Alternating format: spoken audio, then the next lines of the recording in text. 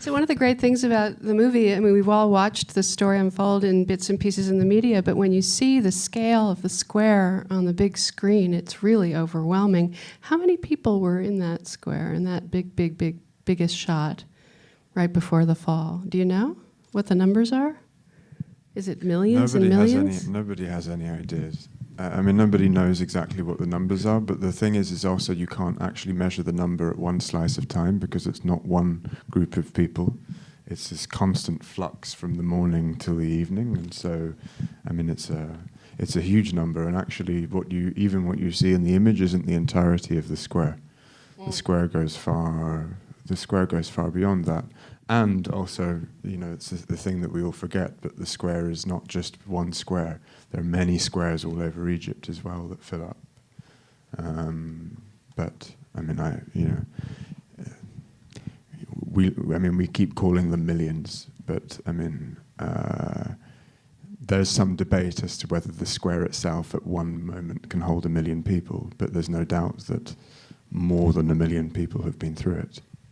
No, but about that also, I mean, I think that it's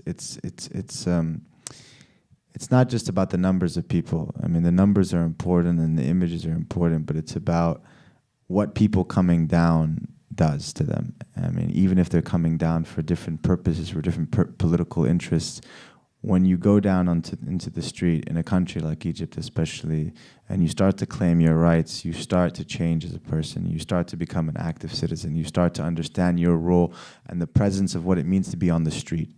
And then when you start to do that time and time again in a country and be able to affect change and be able to move presidents and remove presidents, remove ministers, you start to have this street power and this relationship between the street and the ability of citizens to take the power into their own hands.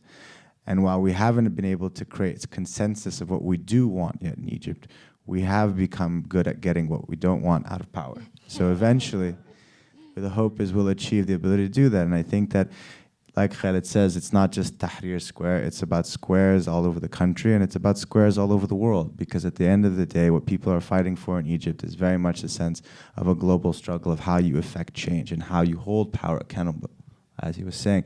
And until we start to view the situation in Egypt and Tahrir as a symbol of that fight for that change, of more of a global consciousness that we're trying to get towards, the sooner we'll get to a place of understanding and achieving that goal.